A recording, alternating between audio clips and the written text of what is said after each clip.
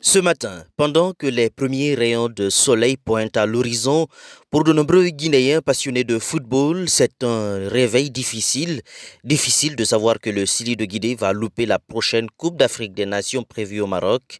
Après sa défaite 1-0 face à la Tanzanie en marge de la dernière journée des éliminatoires de la CAN Maroc 2025, la Guinée a ainsi contesté le résultat en invoquant principalement une erreur administrative de la part de la Tanzanie. Un joueur, Ibrahima Amé, a donc joué avec le numéro 26 alors que sur la feuille de match, il lui était attribué le numéro 24.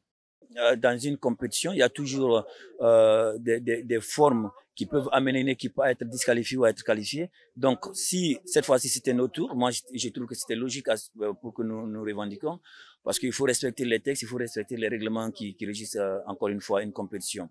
Parce que vous n'êtes pas, j'ai vu une fois le Sénégal porter plainte contre la Guinée.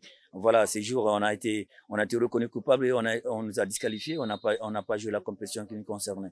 Donc, si la même chose, presque la même chose se répète en faveur de la Guinée, je crois que c'est normal de revendiquer. Donc, c'était à la CAF de prendre la bonne décision. Maintenant, est-ce que, encore une fois, le texte qui a circulé sur le réseau, est-ce que c'est le texte qui est en vigueur? Parce que très souvent, les textes sont revus selon la compétition. Cette non-qualification du Sili amène les acteurs du football à se poser des questions essentielles, notamment sur les problèmes liés à la non-progression de l'équipe nationale de Guinée. Bon, la CAF a pris une bonne décision selon moi parce que les jeunes n'ont pas été à la hauteur. Fallait pas aller jusque-là parce qu'on avait les cartes en main pour gagner le match. Et puis les jeunes n'ont pas mouillé le maillot pour. Vous voyez, donc c'est un peu ça. La CAN, c'est une grande compétition. Donc tous les joueurs tous les joueurs rêvent de jouer. Donc forcément, il y aura une tâche noire au sein de l'effectif. Selon moi, je tiens à remercier Serhou Guirassy pour tout son exploit qu'il a fait pour lui et puis pour le peuple guinéen. Et puis on l'a soutenu jusqu'à la fin. Bon, on le dit le courage et puis on le souhaite une bonne chance dans les années à venir.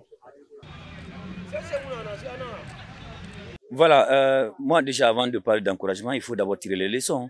Parce que normalement, le groupe de la Guinée, c'était un groupe où on ne devait même pas se retrouver dans cette situation. Voilà, donc il faut tirer les leçons, il faut se dire la vérité, dire qu'est-ce qui n'a pas marché, qu'est-ce qui a marché.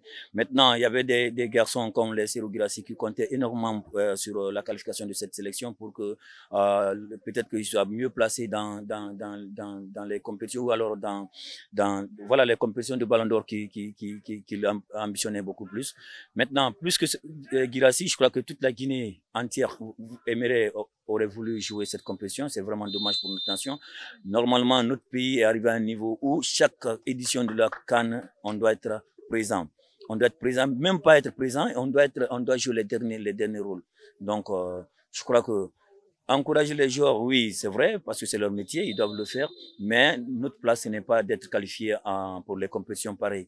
Donc, il faut travailler, il faut se remettre en question, et ce n'est pas logique que nous ne jouions pas, surtout qu'on a augmenté le nombre de pays. Voilà, donc tous ces éléments font que c'est amer de voir la Guinée ne pas participer à cette compétition. Donc, travaillons et enterrons les haches de guerre parce que je crois que c'est des conflits seulement d'intérêt qui se trouvent en Guinée ici.